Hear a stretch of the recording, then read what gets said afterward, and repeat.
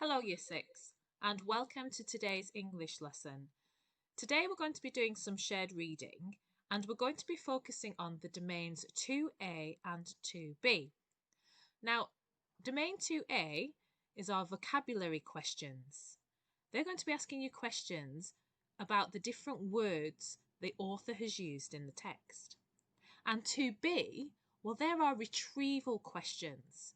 So they're going to ask you questions where you can pick out all the answers from within the text.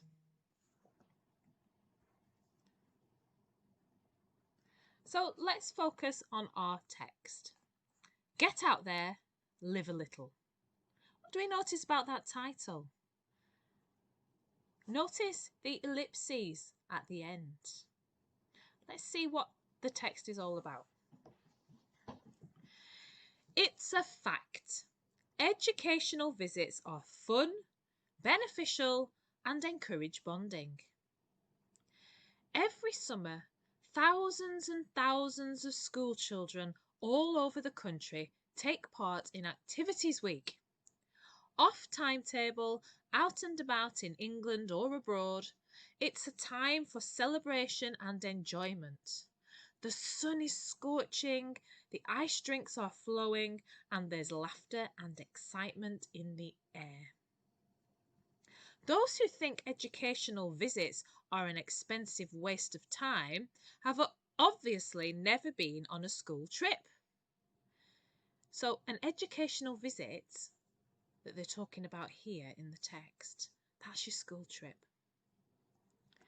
Besides, they're probably busy hoarding their pennies for a rainy day or saving up for a new ensuite bathroom.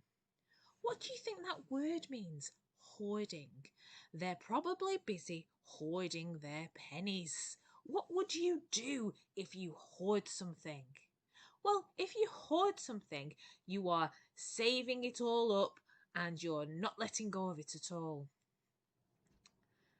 Or else they're trying to safeguard their children's future by thinking about trust or university funds. Safeguard their children's future. What do you think safeguard their children's future means? If you are safeguarding something, what are you doing? Well, if you're safeguarding something, you are looking after it. You are making sure that that thing, that person or that thing is safe. And what many parents do is they start to save up and they put money away so that there is a fund there in case their children want to go to university. Or else they're trying to safeguard their children's future by thinking about trust or university funds, as opposed to freeing them up to live a little and experience life. And let's face it, what could be more boring? What has the author used there? Well, they've used a rhetorical question. And so, to my own past life. I remember one school trip in particular. I was in Year 7.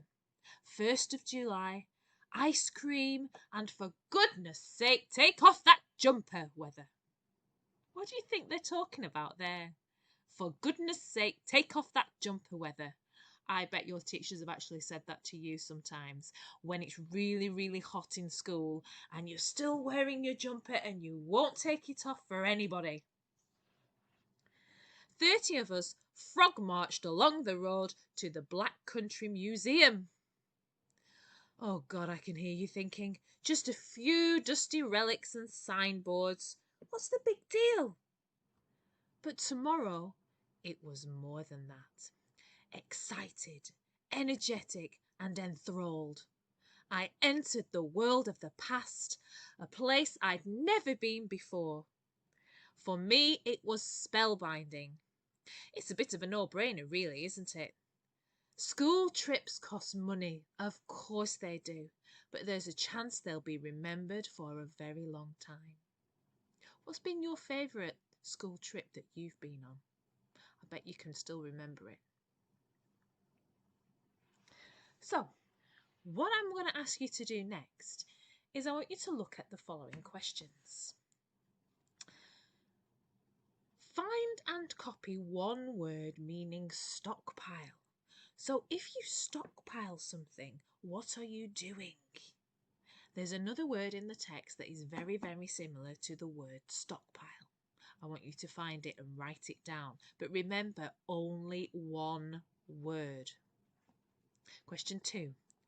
Or else they are trying to safeguard their children's future. What does safeguard mean? Well, if you cast your mind back, I actually told you what that means. Okay, you could always rewind this video. Question 3. Explain what the words frog marched suggest about the way the children went to the museum. So I want you to read the sentence again that contains the words frog marched. Now, I didn't tell you what they meant, but I think you'll be able to work it out, and I want you to write your answer on that line. Question 4. Using information from the text, tick whether or not each statement is true or false. So the first statement, it was warm weather on the 1st of July when the author was in year 7. Is that true or is that false? There's a clue that will give you the answer. The children on the trip thought it was going to be boring.